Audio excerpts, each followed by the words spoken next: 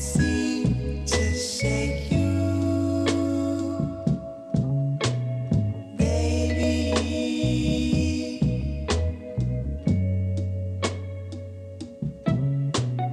I can't seem to shake you, baby.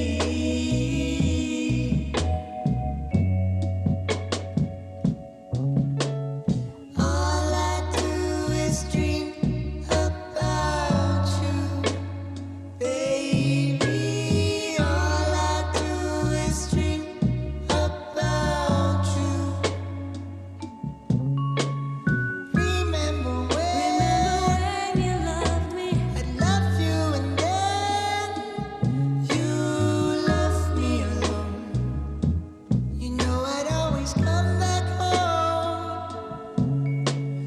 We can't pretend that this is the end, baby. All I do is dream about you. I can't seem to shake you, baby.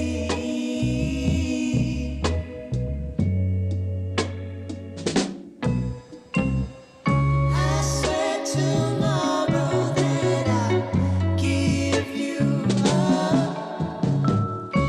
Save the sorrow for when we wake up.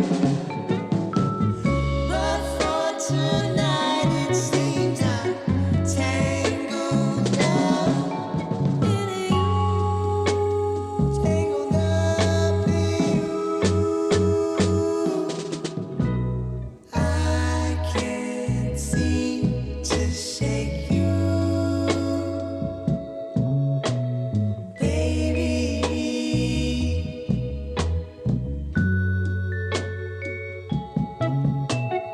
I can't seem to shake you,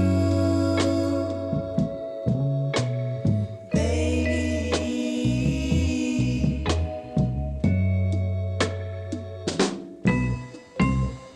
I swear tomorrow that I'll give you up. And I will save the sorrow for when we wake up.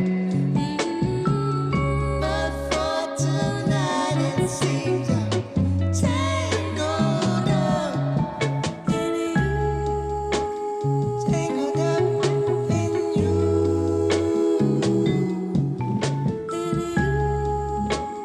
tangled up in you,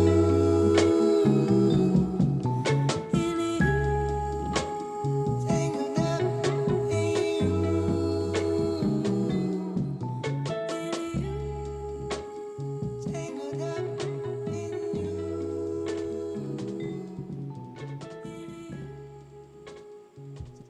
That's right, live on Chicano Tube, live on Chicano Street. First, what I need you to do is do me a favor. Hit that like, hit that subscribe, and hit the bell. And when you hit the bell, you got to hit the all button. That way you're notified every single time that we go live. And we're back. We're back. It's the Friday edition. We're live on Chicano Street. And who do I have on Chicano Street? I have over here Pete Hernandez, mi hermano. How are you? Good, Mike. Thank you for having me. It's pretty exciting to be in my backyard, being part of a podcast and talking to my Chicano community. I'm actually Chicano myself, born and raised in Hollister, California, Hazel Hawkins Hospital. So yeah, I'm proud to say that I'm part of this region, part of this community, now running for Congress, Congressional District 18, to represent my Hispanic community for sure. And we're just talking about that. You're right in my district. That's right. You're right in my region, and I didn't even know that. So you oversee Santa Cruz, San Benito, Santa Clara, and Monterey. Correct. That's what you see. That's a huge demographic of It people. is. Does there all congressmen have 4 counties? So it's Is that how roughly, broken down? yeah. It's no, I shouldn't say that. I mean, it's roughly based because this position, Congress is based off of representation, population, basically. So that means it's roughly numbers based. Every candidate or every elected representative is 750,000 people is what it amounts to. So if you add up 750,000 times now 435 House members, that's roughly 330 million people that were all of us House of Representatives are representing. And, you know, the golden number is I believe it's like 218. Or no, I'm sorry. I'm thinking about presidential. Basically, if you 51% of that vote, that's how you get a majority vote. You pass legislation. So right now I'm used to, as a county supervisor, when I served as a county supervisor, I had to convince 4 other heads. You know, you go to Congress, you got to convince close to 50%, which is 170 something. You got to have victory after victory and race after race. You got to be I don't want to say the loudest guy in the room, but you got to make your case. You got to be able to caucus and build that support system to agree with whatever policy you're pushing forward that they would be willing to support. All right, that's why it's politics, and then try to get that majority vote. Once you get it, then you pass that bill, and it becomes monumental for your community, right? Okay. Because you're bringing the goods to your community. Now we're already getting to DC, but calmate.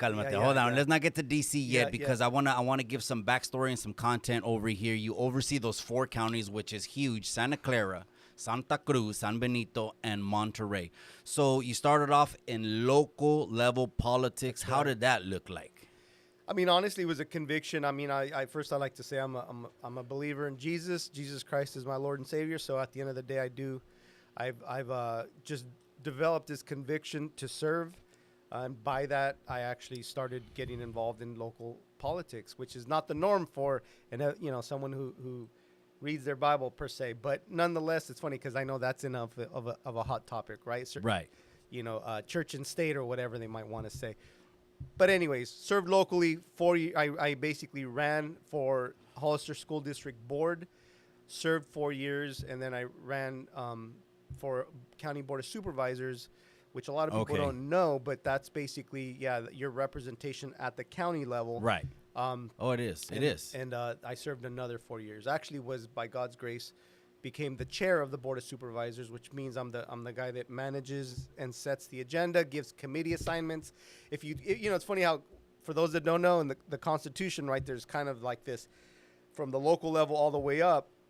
I guess you can liken me to like what would be a House of Representatives speaker, which would be like a Nancy Pelosi, or right now it's currently Mike Johnson. So I was the guy that managed the meetings, set the agenda, and picked committee assignments. Tried to basically create that strong leadership at the top. So you're putting in work locally because everything is always a grind. You got to start off in the trenches, obviously. 100%. And then when did you put your sight on DC level? You know what? I want to represent my people, no nomás aquí, not just locally. Okay, the 4 counties we talked about. And that's a lot of people, raza. That's a lot of people that we talked about. We got all the supporters. Most of my supporters are from the 831. So shout out to you guys. Those are we got the first 4 or 5 grand from the 831. That's awesome. But we have a lot of people. We reach all the way down to Arizona, New Mexico. Most of them are Californian. But that's a huge demographic. And I've said this time and time again. Once the raza wakes up, unites, we will be the powerhouse that's going to seat people or unseat people. That's 100% true. 40% of California, Mike, is Hispanic. That's the reality. But if you look at the current politics, it's not representative of the very people it's supposed to. So you asked the question, the reason why I considered Congress, and, like all things I do, as a man of faith, I prayed and basically felt that strong conviction because, it was actually kind of a reflection of what I was going through in the last 3 years of me being a county supervisor, which was, it was the most surreal time. I know you remember. I mean, all of us remember, was the time when we shut down this country, right? So it was right around March of March 17th of 2020. Yep. Can't forget the date. Every county is a little bit different. Okay. But in general, that was probably Monterey County. Monterey. Mine, I think ours was right around that time because it depends on your meeting date. We made that decision. It was surreal because there was so much evil, I believe. It was just such an evil influence because everything was top down. All of a sudden now you have doctors literally taking over to a certain extent the authority of the local legislatures, the state assembly. It's politics in real life that got ugly. So the legislatures basically stepped aside and let these public health officers, right, because they didn't want to be blamed for people dying, So they gave them that power and they said, go ahead and take over. The people don't really know because it's their power, right? They're the ones that's supposed to write policies. If you're saying we need to come up with some rule to protect people health-wise, you fund it, right? Because the Constitution says the legislature has the power of the purse. Or you set a policy directive that basically says, okay, you gotta, establish X administrative agency to protect the public health, whether it's, I mean, you name it, I was a part of it. So I saw from the tracking and tracing, I saw when they created snitch lines and it was government funded, taxpayer funded snitch lines. I saw the public health officer trying to, and it's funny because this is the surreal, part of it is, I'm there to represent. It's my job to question, but somehow now I'm the bad guy in the room because I'm questioning a doctor just because I don't have a PhD or a doctorate like he does. So somehow I should just keep my mouth shut. And so when those things were happening, I was like, wait, this is weird. Yes, you have I had my own, at that point I wasn't the chair. It was in my second year or third year of a supervisor. I had my own chair basically saying, Peter, are you a doctor? How are you questioning the doctor? And I said, are you saying that I have to have a credential to have a thinking mind, right? Do I have to have a, the only one can right. It just made no sense. When they're talking about distancing and everything. 6 foot, social distancing, right? Wearing the mask. So all those things I was challenging. And I was like, you guys are just rubber stamping this stuff. None of you guys are even questioning this stuff.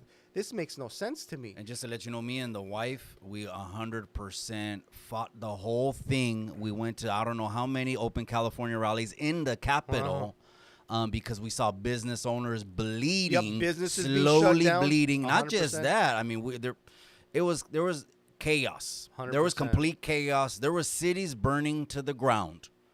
And you had news reporters lying straight to our faces saying peaceful protest. Yeah. Yet buildings are burning to the ground. This is what the people are tired of. That's right. This is why the people are more awake now. And this is why the raza has more of a backbone now than they did 3-4 years. O sea, we've always had a backbone. But, a lot of the raza is calladito, el mayordomo. Yep. We don't want to cause waves. Yep. But not this. We can't afford another 4 more years. And that's the other thing, too, Mike. I mean, the Constitution says we the people. People don't understand. It's their authority. The only power that I'm given is based off of the people that elect me. So I'm there to actually represent them. I'm there to do their will, not my own will, their will. That's the job. But to your point, that's when it just really became eye-opening to me that there was such a rubber stamping effect in these decisions that were happening. I just said, this is so. I did what God called me to. I dropped the hammer as far as the test. And the reason why I call it the test is because the silence in the room was obvious. The public health officer had a narrative. He was telling me that somehow immunity was only based off of a vaccine that I took. I never had a natural Everyone immunity. else is following suit. Right. Everybody else is agreeing. Somehow natural immunity doesn't exist. So I said, okay, fine. I'm going to test this guy. So I wrote up a whole statement, challenged the guy. You can look it up right now on Benito link. Actually, it's an article. I turned it into an article. It's funny how God works because I'm normally not a scripted person, but I wrote everything down. I read that statement.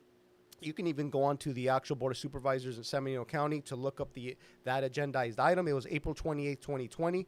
And so that's when I challenged the public health officer. I questioned his process, his protocols, and ultimately I argued my authority as a legislator, as the power of the purse. I said, look, if what you believe is so morally right that what you're doing, basically, I'm paraphrasing, I'm going to ask my Board of Supervisors because you're not working with us. You don't even have a phone number that we can reach you, yet we're supposed to be in charge, and you're the one taking over. All of a sudden, you were getting, to a certain extent, what you're writing up is equal to what Santa Clara's written up. Somehow you guys are literally rubber stamping this whole process as the same thing. Red flags everywhere. 100%. So I said, I'm going to ask my Board of Supervisors to fire you. It was like silence, like a pin drop silence. People were blown away that I would say that. Sure enough, on Facebook, you name it, people attacking me because they thought I was going to be a super spreader, pushing for all this virus to spread, whatever. And I said, no, I'm just pushing for common sense. That's all I was asking for. Let's fast forward a little bit. I don't mean to cut you off. Let's fast forward a little bit because now we kind of have a full circle on that story when you have the doctor that was behind the Department of Health now who seemed to just fade away and disappear. They just grilled him the other day. I believe it was, yes, on Capitol Hill. And I now it's come full circle where the emails came out. Did you see the email? There were some emails. And again, this is just my opinion. You know, none of my guests share the opinion of the host that's here and on the podcast. I like to say that before people start putting labels and say you, him, and all this other stuff. My guests are entitled to their own opinion. But I saw him on there and I said, whoa, these emails that prove there was no science behind anything that you did. And to be honest with you, again, this is another opinion of just mine. You know, when I see people with masks on the street, the first thing that comes to my mind is, oh, they must watch TV. That's right. Because a lot of people don't watch TV no more. Yep. Media has taken over everything. We're in a media-consumed time where now everything is online and people are watching tablets and they're watching laptops and phones. Yep. But to each his own, their conviction. That's right. Those open California rallies that we went to were a huge push. Now, let me ask you this. Let's go back to the state. What are your thoughts on the governor of California and his job that he's done so far? I think he's playing God, and I think he's a dangerous man. I think that guy needs to get ousted ASAP. He should have been ousted a long time ago. I mean, as a governor, your job is to execute the will of the legislature, right? We have a California legislature that sets the tone. Technically speaking, the only things that he supported are the things that's consistent with his literally ideology. So he's actually the one that's destroying the Hispanic community the most with his policies, right? He's taking away our parents' rights. I was just reminded of a bill that he basically supported. I think it was AB 1435 that actually eliminated two-stroke engines, which are not just your off-road vehicles. It's also your lawnmowers. It's also your your weed whackers. Most of the landscaping businesses are owned by the Hispanic community, right? And I say it's ideological because they say there's no rationale behind why he says 2035 all combustion engines need to go away. There's nothing about his process that actually shows prudence. And basically what I mean by prudence is you're actually creating a policy process to make sure that that whatever your expectation is going to be met. You're just going to shut down an industry and let it figure it out. It's almost like, hey, I'm going to break this thing and then let other people figure out how to fix it. Instead of basing it on research. Instead of how do you have the efficiency and energy, reducing carbon emissions, using technology and advancements of technology and the industries that are involved in this energy industry, listening to them or hearing them out, right? Everything is all about a soundbite, and it's the big bad oil company, it's the big bad Chevron and all that. So he's a big go green guy. But it's all fake. Well, here's the thing, and people don't know this. Over the time that I was a supervisor, I was doing my homework also on the climate policies. They were actually importing dirty foreign oil into California because he had shut down the oil leases during that time. When he shut down the oil leases, he was importing dirty oil. There was actually you can look this up through the federal government, where they were basically releasing evidence that the lifespan of the American has officially shrunk by like 3 years, 2 to 3 years, I believe it was, over that time frame. Why? Because the increases in pollution. Why? Because when you're importing dirty oil or dirty, environment, you're by default it's lower regulated energy. Whereas in America, when we extract, we have cleaner technology. We have more advanced. We have higher level of regulations. So it's so contradictory that he's saying, "Hey, let's go green." When you're importing it and you're doing it in the dead of night, you're acting like, "Oh no, our policies are super good," but you're not. And there's plenty of evidence that basically shows it. You're not going to really have a 100% impact like they're saying you're going to have. Yeah. And put it on the backs of the Hispanics in California, because that's what you're doing. Because other countries, China is one of the biggest gross polluters. Oh, yeah. India also, they've like tripled their output of basically oil consumption. Although they are starting to focus on cleaner emissions and stuff, it's still it's a private sector deal. And in California, they always want to position it like they're the ones that are solving the problems. As long as it looks good on paper, and as long as they have their parrots to repeat it, that's all they care about. But if they really wanted to solve problems, they wouldn't have these contradictory elements where our air is only getting dirtier with your own climate policies, right? That are actually not climate. They're not really helping the environment.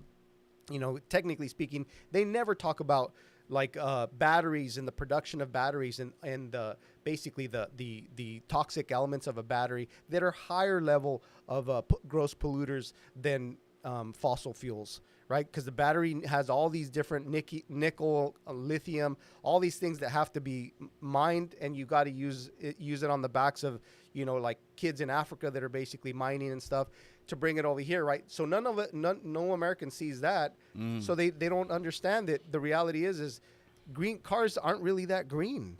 And I'm not saying that the goal shouldn't be there. Of course, if we can try to increase efficiencies, lower emissions, make the environment cleaner for everybody, the air cleaner, awesome. Oh, yeah. Let's do that. But that's not I like what what they're you trying. said. He said green cars aren't really that green.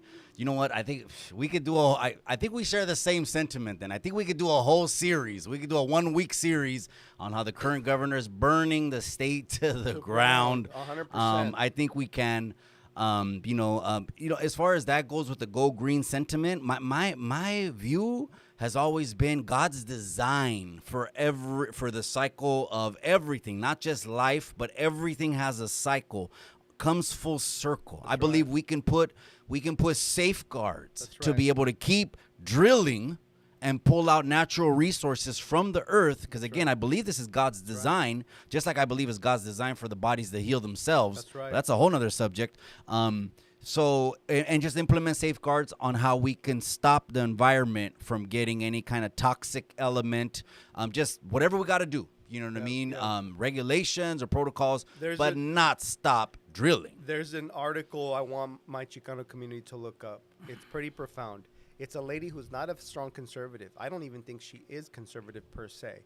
She wrote an article. She actually lives in that world of environmental sciences. That was part of her job. She worked for an administrative agency. I can't recall which one right now.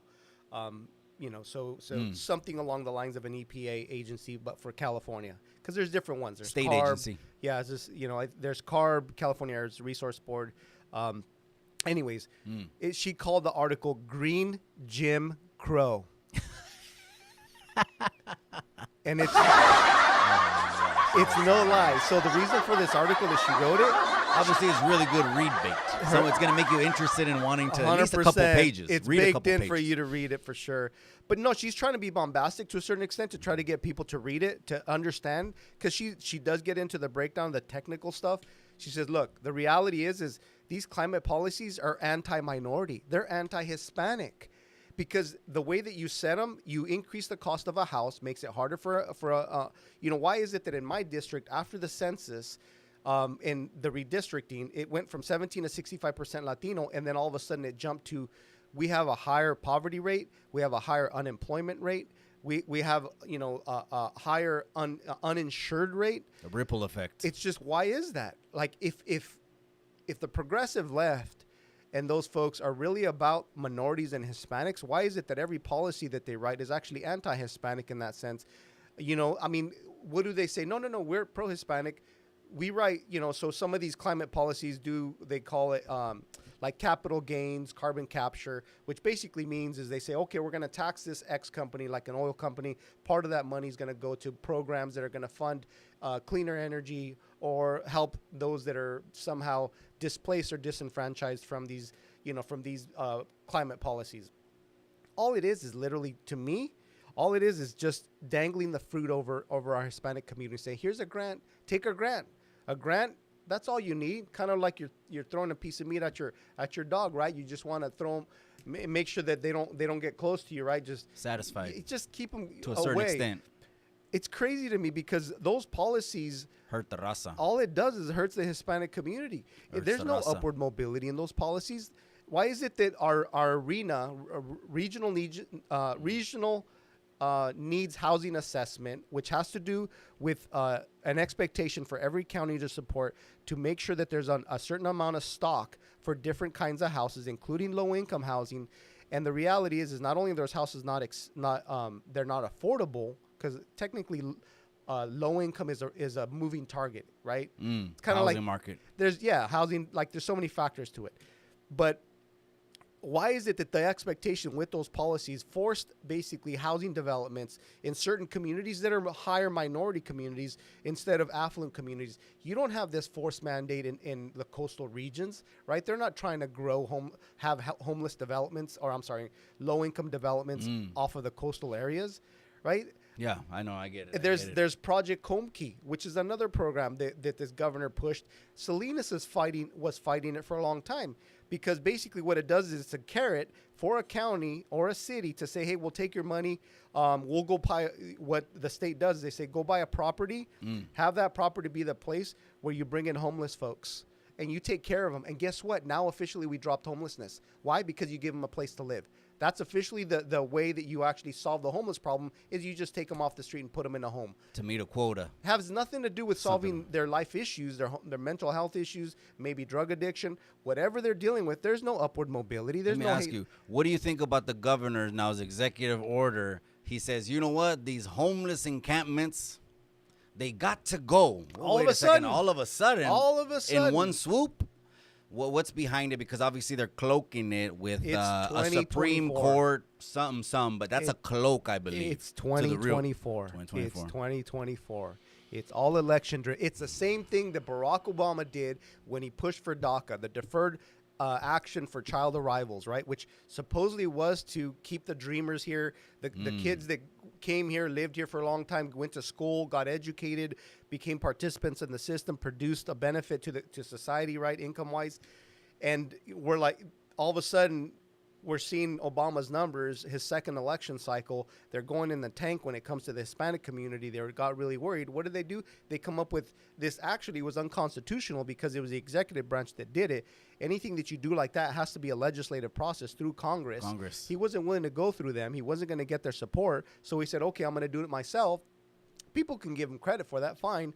But guess what? He set an expiration date on that. If you're really trying to solve someone's problem, are you going to set an expiration on that problem? Are you going to say, well, hey, on this date, anybody who doesn't meet that basically start to transition into becoming a citizen? Technically, all it was a stay. It didn't really actually open up the door for residency or citizenship. So bottom line is it was a temporary Band-Aid, and it didn't solve immigration. And guess what? Now all of a sudden, Obama let it expire. Now all of a sudden, these dreamers can potentially be basically deported. Man, there's so many issues. You're just touching on another issue. So we're done with that. We're done with Newsom. We need to unseat him. His seat's up in 26. Yeah, I think it's 26. In 2 years. Yes, that's how they rotate on that. So we're going to be pushing for that as soon as it comes, because it's time to change the governor. It is. Don't forget to hit that like and hit that subscribe. Gracias to all the raza that's tuning in right there. We're going to try to get through some of these comments. He said he was on American Cholo. That's right, Spino. I appreciate you, cabron. And actually, Pete Hernandez right here, he's my district. That's right. He's Santa Clara, San Benito. He's Santa Cruz and Monterey. That's right. So we and appreciate. I think it should say something to my Chicano community that I'm right here front and center wanting to talk to you. In the trenches. I went all the way to LA to go talk to Gil and Real American Cholo. I'm here talking. I'm not running away because I know that there's plenty of Democrats out there, no party preference. I'm obviously a Republican. Regardless of party, that's not why I'm mentioning it. All I'm saying is, look, my opponent is not going to come and talk to you. They can care less about having that conversation. Actually, the moment they start talking about the policies they're pushing, the more obvious it's going to be to the Hispanic community. They're anti-Hispanic. They're not there to She's 77 years old. 77 years old. She's like a 30-year lifer. She's officially... Yeah. She's a Dianne Feinstein. Rest in peace. She passed away. Amen. Gave her life. You know what's funny? I didn't even see her take time off. Like, she was in the seat all the way. Why aren't they turning in these seats at a certain age? Why is she? How old was she when she passed? She was 90, near. Yeah, 90 or 91 or something like that. In her 90s? Yep. And still sitting I on want Congress. to say she was 92. But yeah, so it's called keeping the seat warm, making sure that position is held by someone that's part of the team, right? It's called rank and file. It's called being a rank and file candidate or elected official. You're rank and file. You're part of the team. You're part of the clique. Hey, you can't break from the gang. The moment you break rank, all of a sudden, hey, you're ousted. You're no longer part of the team. Then we're gonna go after you. That's just the reality. It's funny because there's so much parallels to a certain extent to the gangster life, right? And the gangster politics, right? You become part of a team, you claim a street, all of a sudden that's the street that you're going to protect no matter what. Doesn't matter if the person on that street's a good guy or a bad guy. I've used that analogy, right? Red and blue. It's true. It's 100% true. It's the new form of gang. The only difference is to my Chicano community is they just dress a little nicer in a suit and tie, right? And they're you know, they act, they might be nice. They won't throw a cuss word out at you. To a certain extent, they're a lot more, just more deceptive, right? But would you say more politicians though are willing, not opposed to like the street life, but more politicians are willing to work across the aisle at least, like to extend a hand to, or not, or is it? What do you see then in the House? Because you're in the House of Representatives, right? Yes. Well, that's going to be my goal to get elected to that. But okay. And you said there's 2 houses. So it's a bicameral system. There's the Senate, and then there's the House of Representatives. The Senate is 2 per state. The House of Representatives or the lower house is basically by representation. Okay. So it's 750,000 roughly per House of Representatives seat. But anyways, to your point, when it comes down to working with each other, being part of this cross the aisle attitude, it really all depends on the engagement and the understanding of the public that you're dealing with. If you have an informed public, you control the political reality.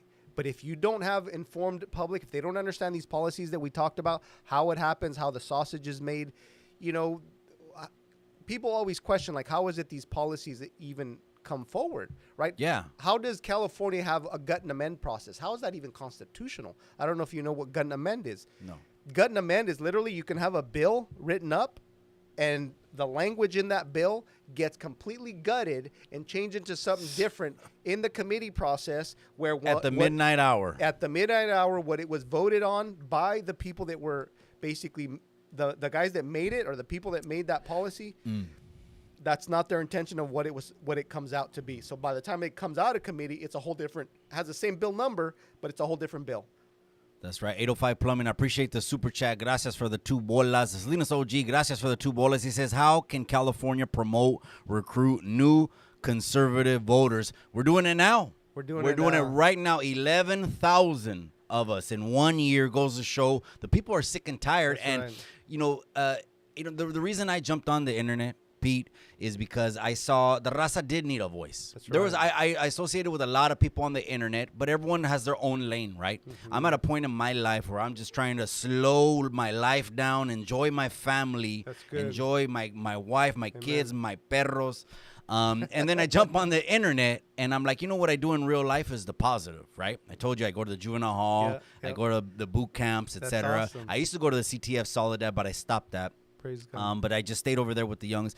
But it seems like someone needed to come. And this is like a fresh voice for the raza. Because, would you agree with me that the raza is conservative by nature? 100%. Yet a lot of them don't know it because we see Univision, we see Jorge Ramos telling us, no tienes que pensar esto. I drive every day. I listen to mostly Spanish music when I'm in my car. I listen to banda cumbia, and on these Spanish stations, they're literally brainwashing the raza, 100%. telling them, and on the radio, I hear this every day, el miedo de Trump. El miedo de Trump. Well, here's the thing, and this is exactly why I become so passionate about this. They think you're stupid. There's no other way to put it. How could they call, and I mentioned this on Real American Cholo, how can they call it a Healthy Communities and Safe Schools Act? It was a proposition that got passed, Prop 47, that destroyed communities. It increased crime. It increased a lot of issues, right? All it did basically is it created a slap on the wrist process, and it allowed basically an increase in abuse of those laws that basically were minimized, right? So they lowered the sentencing ratios, right? You have a lower sentence, and you could make an argument for certain things, but in general, when you talk to your kids, if you say, "Hey, go ahead and break into the neighbor's house," you could if you're either saying it intentionally or you just by ignoring your child and if they did it and you said nothing to them, you're endorsing it. You're supporting them. You're enabling them. But that's what's basically happening. When I see these laws written, I get so mad because all I think is they really do think we're stupid. They really do think that we're not capable.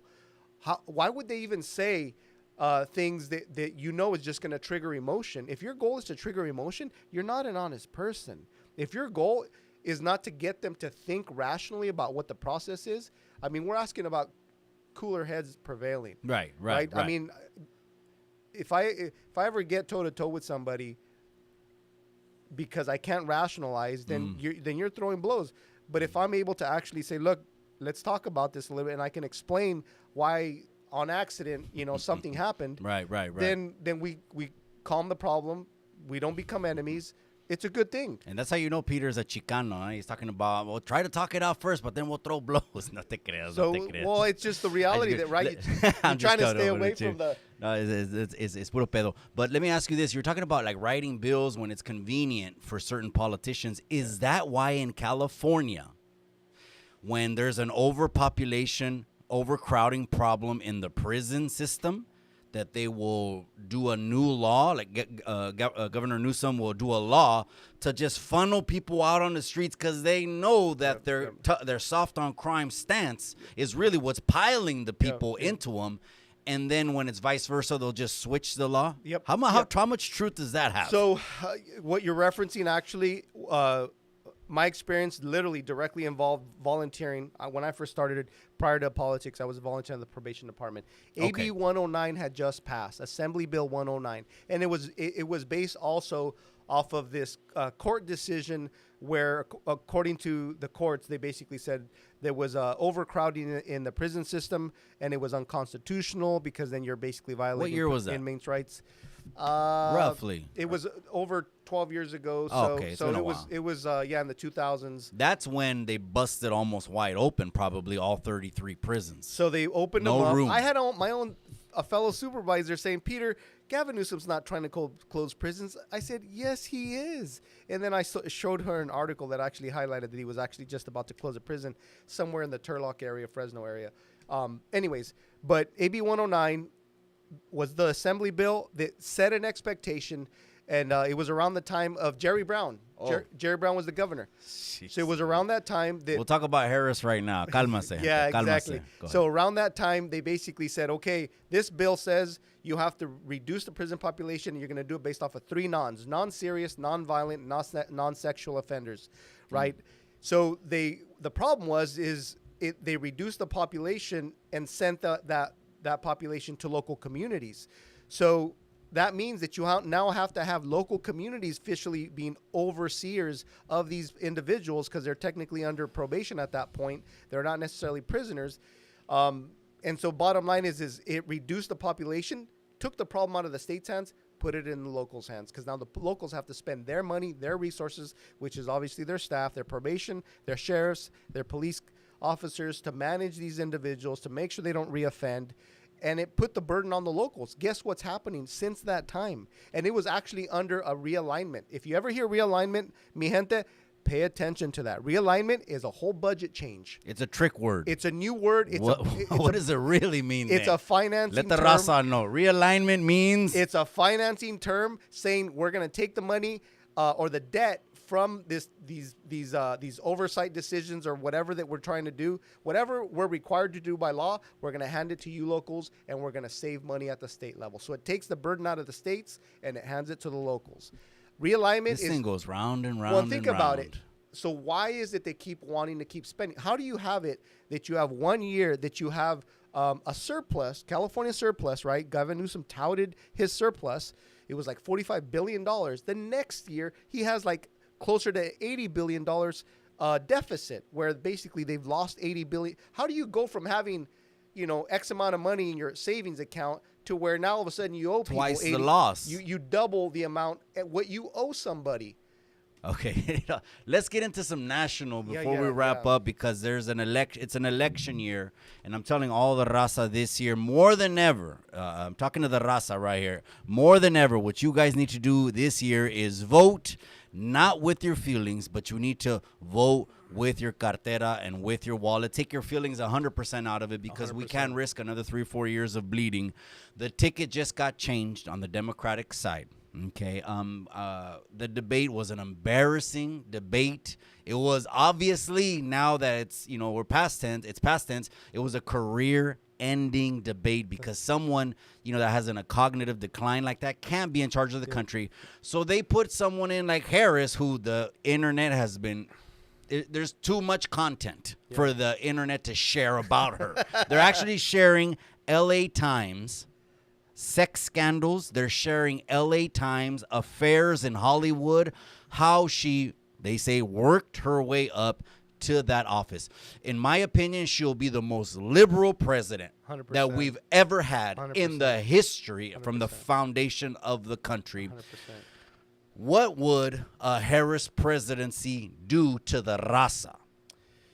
It would destroy it. I mean, she's rank and file, but if I could put one word on her that I want my raza to remember, is she's an opportunist. She's the drug dealer that will not take her own drugs, right? Why? Because she's smart enough to understand she needs you to be addicted to it, not her. She needs you. She needs you to take it so that she's in control over you. If you look at everything that she's done, when it comes to her being a prosecutor in San Francisco, right? She actually was the one that was joking about the fact, and this has been repeated over and over, about basically imprisoning a lot of individuals based off of their marijuana use. Yet she jokes and laughs, literally, right? You can kind of hear it in your head. The cackle, videos are out there, right? The internet has all the videos. She's an opportunist, so she will go wherever the wind takes her. As long as she benefits from it, that's all that matters. So what about the whole thing? She'll be the first black woman. Why does what that is that even gonna matter? do? What is that gonna do to the country? Yeah, you know what? Well, here's the thing, and I've learned this a long time ago. It's pretty profound sentiment to me. I've done a lot of deep diving into apologetics. You can educate someone to build a railroad, or you can educate someone to steal the railroad. You could make you can make someone an elite, right, by giving them an opportunity. But depending on where their heart is, they could either benefit from that and to the benefit of the people, or they can be very destructive to the hurt of the people. So I think she would be very, very dangerous. I've followed her policies. I've listened to plenty of people that have shared facts, right? This is not getting emotional. And here's the other thing. It's a character thing that we need to think about it as a Hispanic community, as a Chicano community. Yeah. If she was an honest person, I would imagine if anything you want out of anybody who's elected, you want them to be an honest individual. I mean, that would at least be the ultimate goal, right? Because even if you don't agree with them, at least they're honest with you. But what do you say about someone who was right next to Joe Biden through his whole term, noticing his cognitive decline, noticing the fact that he wasn't capable, and all there was a shadow banning of his messaging, anything that would cause him to trip over his tongue. And all of a sudden, now she comes out as, hey, I'm here as the good guy that's trying to actually help the situation to make sure we have a Democrat in office that represents the will of, our people, or whatever they want to say. You lied. You knew that he wasn't in a good position, and you kept it from the public. If she's willing to keep that from the Hispanic community, what else is she's going to keep from you? I think it's going to be another 4-year cycle. They're going to come hard this year to get our vote. They've already been. Have you seen the polls already? These skewed polls. I'm telling the raza, I'm warning, just like I warned the raza, cuidado cuando escuchan el radio, que el miedo de Trump, el miedo de Trump. No podemos otro con el miedo de Trump. Yeah. I'm telling the raza the same thing. They're putting these fake polls out there every single day now since she got the nomination. Yep. She's an exciting turn in her campaign. She's raised $80 million overnight. The electricity is in the air now. And now these polls, she's leading Trump 48 to 39%. Absolutely not. Would you agree and say another 4 years of Harris would be another 4 years of Biden? It would be worse than Biden because she's a California Democrat. She's a progressive extremist. Like, she has no problem taking away your guns, regardless if you're a law-abiding citizen. She has no problem taking away your kids, right? She's all about the LGBT lobby, that like AB 1955, right? All they're doing is trying to create new foot soldiers with that bill, right? Because it's now they can't have their own kids if they right. So all of a sudden they want to recruit yours. in the public school system. Otherwise, why would they, why is it in the last 3 years you've seen the people identify as transgender? It's gone up like over 100%. We just got a super chat from one of my faithfuls, El Science Teacher. Gracias for the $5. And he's a teacher, and he says that he's fed up with all the trans and all the alphabet letters that they're pushing on the children. Yeah. And he says that he's one of the few voices in his school and the council meetings that are thinking like me and you. That's right. Like, hey, we're not going with the status quo, because how is that okay around the children? So sexualizing the topic of just that topic in itself should be out 100% of the school system. Well, and politics you is agree? power, 100%. Okay. Politics is power. Politics is influence, Mike. You know that. So think about that reality. Anybody who has a heterosexual relationship, all of a sudden now they've officially lost their voice. They're less than. They have no voice, right? You mentioned heterosexual relationship, that you believe that that's what's best because that's how you live, because that is how I live.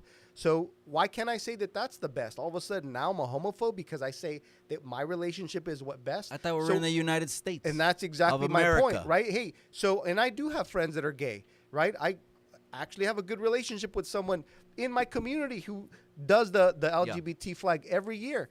Mm-hmm. I respect him. He respects me. Peter, how's it going? We talk. Mm-hmm. So this is not anti-homophobe, but here's the reality that most Hispanics are becoming aware of. This is not about, you do you and I do me, right? That's not about, it's about who has political power. And when a lobby replaces your marriage, guess what? Now you officially have lost a voice. Now all of a sudden you have less of a voice, because the moment you start to push what you believe is right, which is, hey, I believe that being married to a woman is right, so therefore that's our home. All of a sudden now that makes you the bad guy in the room, then it's not about us respecting each other, right? And obviously at the ground floor, we do respect each other. Right. But at the political level, they want to make sure that there's a bad guy and you're it. They want to make sure if you're heterosexual and you start speaking up, you're the bad guy in the room. No, it's not a coincidence that one party, which is actually the Democratic Party, let's just keep this a buck, they're mostly in control of these media outlets. Yep. They're the ones that are in positions all over the country.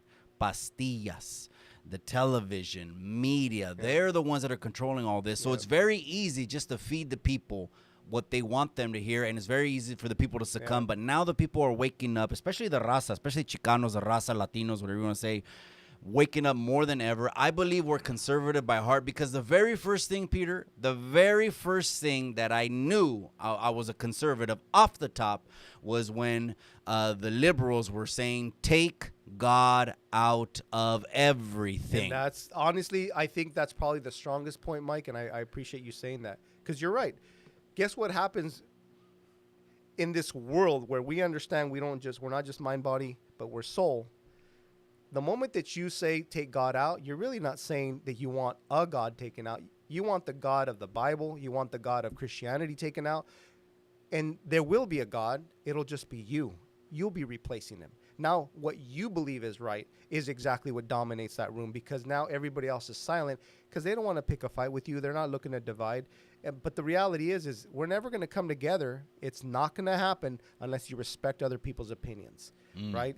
And they don't want to respect your opinions, right? So what are they going to say? The moment that you define yourself as a Christian or a Republican, you're a Christian nationalist. How about that you're word? A racist. That's the easiest label to put on someone. You know what? You don't like what I like, or you don't think like me, you're a racist. 100%. It seems like that's one of the words that gets thrown around a lot. It's just, but you got to take it head on. You got to be willing to play offense. And I don't mean with bullets or guns. I mean, obviously, at the ballot box. I mean, show up, get involved, understand the civic process, vote. Make sure that you have conversations, understand these issues. At the end of the day, here's the thing. If we really care about unity as a nation, then guess what? We restore power back down to where it belongs, to the actual people, right? Ronald Reagan said it best, right? Tyranny is tempted when freedom is weak. If we want freedom to be the dominant factor in our lives, that means it's not just about my freedom. I have to fight for your freedom, your right to say it. And I've said it before. There's a lady on my board meetings, no lie, you can look up my meetings. I'm not going to mention her name. She would come every meeting and she would blast me on that mic every time. And I would just have a smile on my face. She took advantage of the hot mic, huh? It was awesome for her, right? And she would call me out, call me, you name it. She's probably said it. And I would just smile. And I said it publicly, and I'll say it again. Although I don't agree with her, I will fight for her right to say what she has to say. You respect the fact she spoke her piece. Because I know that if I fight for her right, then I'm fighting for yours and everybody else. So I fight for those that agree with me. I also need to fight for those that disagree with me. That's right. You know, one thing I wanted to point out, we're talking about the current ticket, and we're almost going to wrap up, you guys. And then what do we got over here? So this is something that I like to put bring it there on right now. because Before we forget, say it. Yeah. So it's a really quick story. Legalized freedom. I brought forward an informed consent resolution. It had to do with what happened with the shutdowns. Bottom line is I was pushing for a conversation. I knew I didn't have the votes, but I was able to get it on the agenda. We had a good conversation. It basically was pushing to make sure that the people had a right to say no to the vaccine if they wanted to, and it gave them the right to basically be educated on what they were being forced to, right? So, again, I don't want to be liable for you being taking something that I'm forcing you to take, and all of a sudden it has negative consequences. I actually did this to protect even my county from liability. I think liability is coming to all the counties that supported this stuff. So to me, it was almost prophetic in the sense that I felt that this was going to be a consequential reality. I was wearing this hat after that vote because I didn't win the vote, but we got on the Epic Times. There was a big article about it, and I actually it spread the message throughout California that there was one supervisor in San Benito County that fought for freedom. So, which is Peter Hernandez. And that was the hat that I put on. I had my daughter on my lap. It was a really long day. I was so tired. My wife made me a really good meal. It was a moment of gratefulness because it's only freedom that gives us the ability to challenge and to understand, right? Only in this country can you come as a Mexicano across the border with very little to nothing and still become something, still do something with yourself, still build wealth, still build, a legacy for your family and pass something on to them, right? Create opportunity. To me, that's profound. And that reality, I believe in fighting for. And so to me, that was part of why I wanted legalized freedom to be part of our campaign call. Let me ask you one thing, and then we might wrap up on Kamala Harris. She's. I was gonna point one is super extreme, but let me just say it real quick before I forget, and then I want to touch on one more before we wrap up, which is the southern border. I want to talk about the southern border because we're a unique state in the union that has the southern border to our side, and a lot of people comment here that it just seems like it's a political tool and they never really want to fix the problem. But a lot of people didn't know this, that Harris is so extreme. She was opposed. She fought against an act that would allow children who were going to be aborted, surviving children, because a lot of people didn't know that there are children that survive abortions. Yep. She is so... I'm going to put the camera on me. This is so important. Let me make sure the raza's watching me on this because... I want the people to know who they're thinking of, because sometimes they'll vote for a gender, or just like the raza votes for a last name Lopez and doesn't know anything about the policies. So she's so radical. She was opposed to an initiative that would have allowed them, just the ones, the slim margins that still lived post that horrible, horrible thing, to seek first aid and preserve life. That's right. To seek and preserve life only if they've lived through that. And she still said no. Yep. It's not about life to her. It's not about life. There's the political reality. The message is they've already vetted what exactly they want to do and why they want to gain support. So it has nothing to do with the Constitution, has nothing to do with life, liberty, and happiness. It has to do with scoring political points, even if it means on the backs of our babies, right, or the opportunity of basically preserving a life that we believe is precious, right? It's at the end of the day, it's just the dangerous sentiment of partisanship from the progressive left. It's all ideological, right? It's the same thing that basically would happen. So I said this on Chicano too, right here to all my raza. I said, logic. I put logic in a lot of these situations, and that's how I'm going to approach them. So I just imagine me telling my Mexican mother, ¿verdad? Oh, fíjate, salió embarazada, pero, esto va a hacer esto con el niñito. ¿Qué? Well, ¿Cómo? My mom would be like this. Dame el niño y... That's right. Ni lo mande Dios. My mom would think something like that, and that's why would be so ashamed I believe of me. Mexicans are conservative by heart. She would be so ashamed of me. Well, and here's the thing. With that bill, which actually got overturned, even Gavin Newsom realized it was crazy. But they actually admitted, Joe Biden even said it because he was calling for this national abortion. He actually said that it was going to be between the doctor and the government, not even the parent and the like. I think they said the quiet part out loud. Like the doctor was going to have the decision to say, yeah, let's kill it or let's give. Has nothing. What happened to the Hippocratic Oath? What happened with, hey, do no harm? Our goal is to make sure that we're trying to preserve life. At the end of the day, their anti-preserving life sentiment. You see it Anti-God. It's not just when it's with abortion, but it's also with Anti-family. Family rights, individual rights. When it comes to economic standards, upward mobility, all these things trickle down from that same belief system. They want government to become the God to control every part of your life. I mean, a simple answer is, if you believe in the Constitution, why don't you allow those at the lower income level to have upward mobility? When everybody's doing well, guess what? Your community's doing well. When our neighborhoods are doing well, right? When you have established neighborhoods, people are making decent money. They've saved for retirement. Everybody's basically living off of their retirement, and their retirement is enough to be able to take care of their living needs. Mm-hmm. Then guess what? You have safe communities. You have low crime. You have actually higher values, higher housing values. They don't want stability. If they did, then they wouldn't have the current situation that we're living in today. That's the message right there. Peter Hernandez for Congress. Don't forget on your ballot, which is November 5th. November 5th. You're on the same ballot? Yep. Okay, you're going to be on the same I'll ballot. be on the general election ballot. General election, Peter Hernandez. Last thing I want to touch on, which is obviously it's always a hot point. It's always a topic that is you can come from it from a lot of different angles and areas, which is the southern border. So we have the southern border over here. I often say this. I don't even want to talk about, because it seems like it's a political border. You know what I mean? It's a political border. It's an election border. It's an election border every 4 years for photo ops. Yeah, it is. Okay, because if they really wanted to fix the problem, we could fix the problem. But instead, the United States is sending pallets and pallets of money to countries that are all halfway across the globe. Yep. And we feel like we're the humanitarian saviors of the world. Instead, they could use that money to fix the processing of the southern border. That's and everyone, to make sure everyone is vetted, getting across. But they don't. So every 4 years, I believe they that's what they do. And let me just say this. I tell people on my channel, I don't want to even hear anything about the southern border unless we're gonna talk about the issue number one, which is the trafficking. Yep.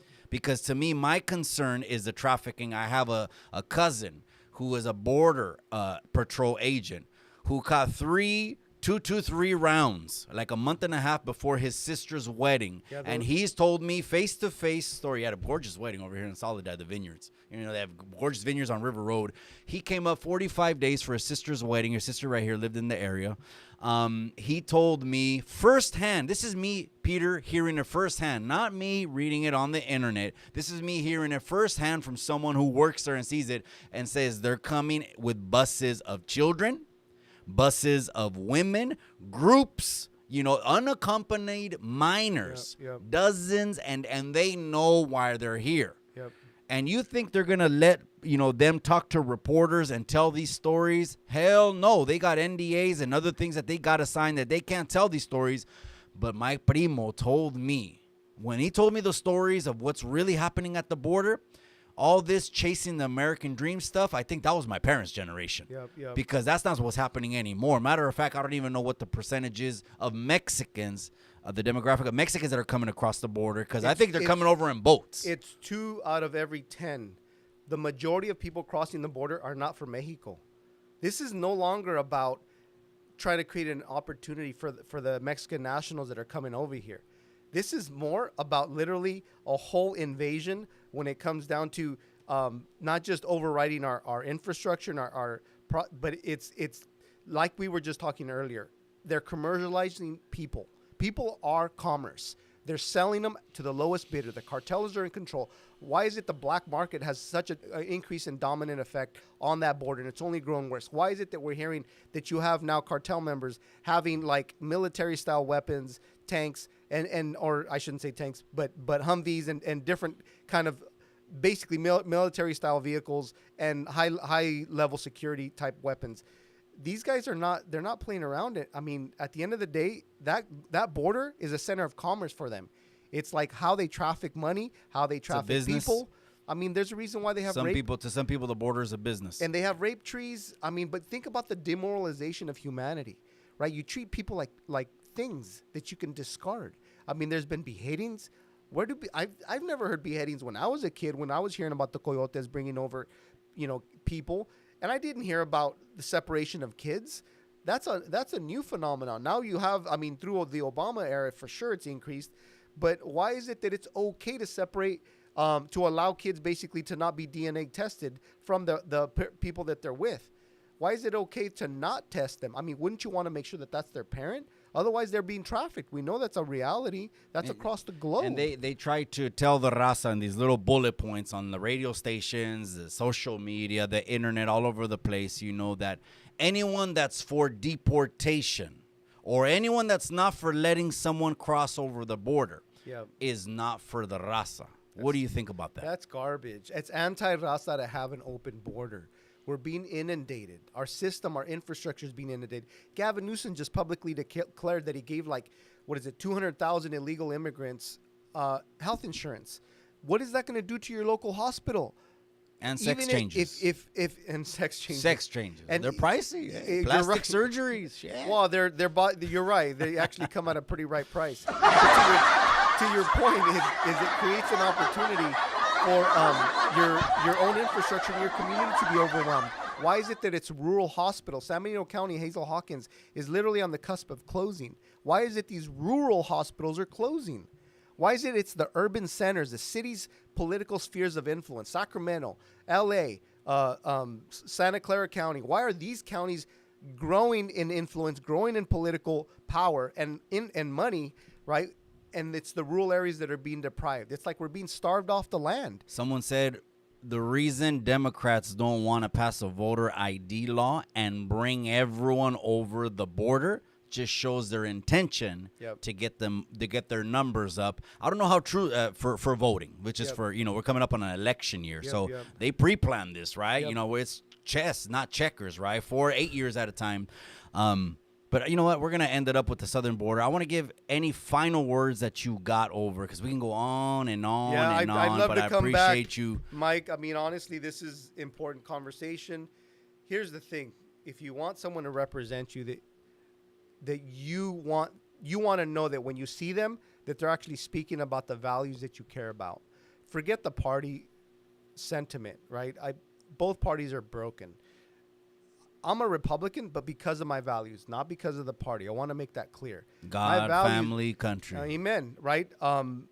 We need to make sure, one, that there's a humility in elected office. It's not passed through the bloodstream. Humility is not a reality. Once you get in politics, you have power. That's a dangerous combination, because if you have the wrong person, by default, you have the wrong opportunity. You have the wrong people representing you. So, but when it comes down to my Hispanic community, I want them to know that my goal is to hand the power back to them. That's my number one goal. I want people to think about that and sit on that. Why is it that I want to give power back to you? Because I come as a small business owner. I know what it's like to build something. I understand what it means to hire people. I understand what it means to build a team, build a product, market that product. I understand the inner workings of the ground floor. I know the pain at the local level. By default, I know exactly what our needs are, right? That's why I've been a strong advocate for small businesses. I have a lot of support in my community from the small business community and other folks, because they realize who better to represent you than someone that's just like you, that's part of your community. Right now, the elite system is very top down. The funding stream for elected officials, look at the high dollar figure candidates. Those are the people that are close to the establishment systems, right? The people that are very like close. The person you're running against, 77-year-old, 30 years in the same seat. Yeah, and she's considered, honestly, that shot caller at the Democrat level. So this is an important race, you guys. We got to vote Peter Hernandez. When you see Peter Hernandez on the ballot, this is a super critical, important race. Everything is on the line. The economy is on. If the economy is on the line, your family is on the line. Your wallet, your pocket, whether you can buy a home and save money, is on the line this November 5th. That's right. So I want you to have that power back. That's my goal, to get elected, is to hand it back to you. That means all the policies that are going to come out of me, My goal is to make sure that those are empowering policies that give you more opportunity, obviously increase opportunity for you to increase your family wealth, increase opportunity for increase your authority, preserve your rights, make sure that you it preserves your safety, right? All these things are basically at the precipice of the 2024 election. So if you really want solid change, then you need someone that's ready to hand that power back to you. Because guess what? The state's not going to save us. The feds are not going to save us. Absolutely not. Big government. We should want the opposite. 100%. We need a smaller government, We not need a bigger one. bottom up revival. That's that right. means every individual person is doing their part at the local level. They're taking care of their family. They're taking care of their neighbor. They're taking care of their community. But they have the means to do these things, right? It used to be back in the day that it was the churches. There were the soup kitchens. They were taking care of the people, right? In the Now all of a community. sudden, government. Guess what's Gavin Newsom's one of his biggest budget expenditures are health and human services. What do they deal with? Unemployment or employment benefits. They deal with homelessness, mental health, substance abuse. Now all of a sudden, the very thing that used to belong to the faith element, the church communities, those people that have the heart to get involved. And I'm not saying the people that are in the administrative agencies don't have heart, but it's far removed from the actual inner workings of doing it when you're in the day-to-day of people's lives. There's no more human element. It seems it like takes- it's on paper. It's a third-party transaction because you're using someone else's money to do, and you're getting paid for it, right? When you have people that are doing it for the right reasons, they're not getting paid for it. They're there because they want to see a change. That's the reality of the Chicano community. We care, and we're trying to do it, and we do it for very little to nothing. And That's not you government. want to give the power back to the people. I want to give them the opportunity to say, I'm going to raise some money. That money is going to be to affect good in my community, and it's going to be tax-free, right? Because I'm the change maker. The government isn't, right? Ronald Reagan said it best. It was almost prophetic, right? When government tells you, I'm here from the government, I'm here to help. Run. You better run. You Because better run. That's the scariest. The government telling you, I will take care of you, is the scariest term or phrase that existed. And it takes the experience out of the person. What do you learn from handing it over to the government? How do you learn to build something if they're the one building it for you? How do you learn to help your community if they're the ones doing the help? Well, let's go ahead and bring it back to the people. Let's bring the power back to the raza. Peter Hernandez for Congress, District 18. Vote Peter Hernandez on the ballot. I appreciate you. Thank you for your time. God bless, Mike. All right. We'll catch you next time on God Chicano bless. Street. I'll see you on Sunday night, the Sunday night show. But remember what I always say, in the end, all you got is the memories. Amen.